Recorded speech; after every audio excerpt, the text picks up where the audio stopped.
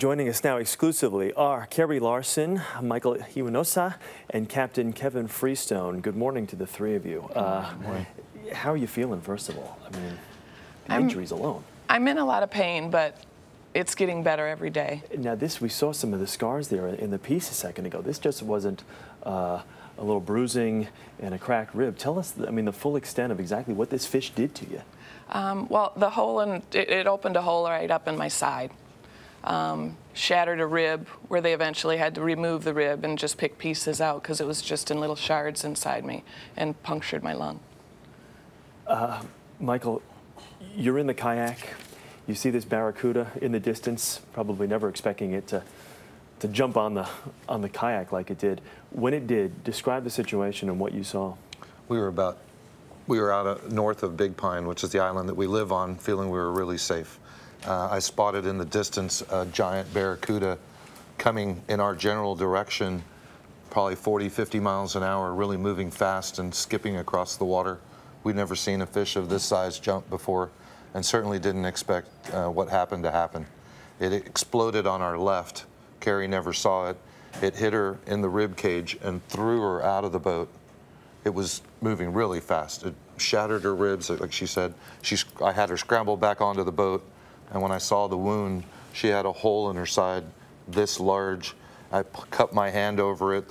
Her lung was trying to pop out into my hand.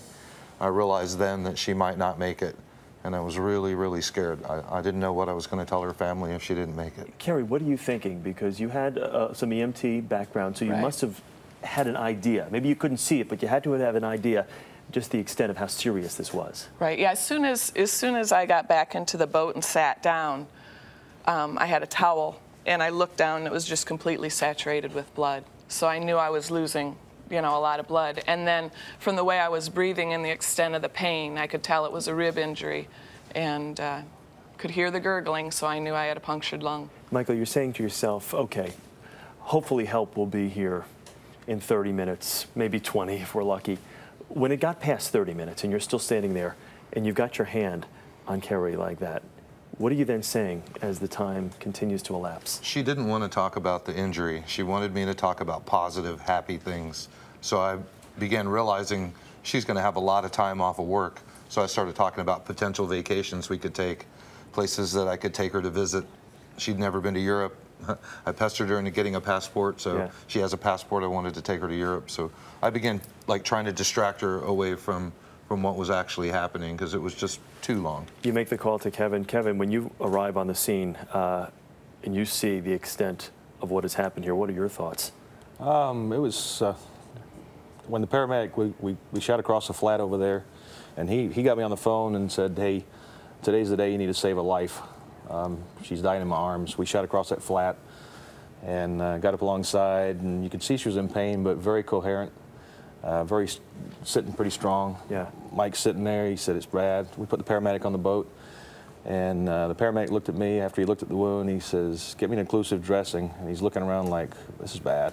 Yeah. So I knew an occlusive dressing was a sucking chest wound, and it did just look really serious. Karri, what thoughts are going through your mind? Well, one of my first thoughts is of my daughter. And so one of the first things I thought of is she's getting married June 30th, and I need to be able to walk her down the aisle. And so I just kept thinking that in my head, you know, it's keeping positive thoughts and just waiting. That was the hardest part. It's such a big part of your life, being out on the water. You guys do it every week.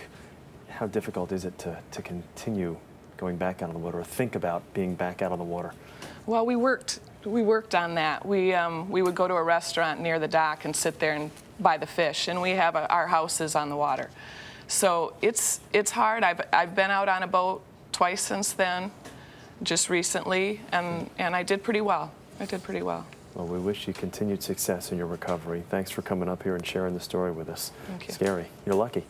Very lucky. Very lucky. Thank you to the three of you, Karri, Michael, and Kevin.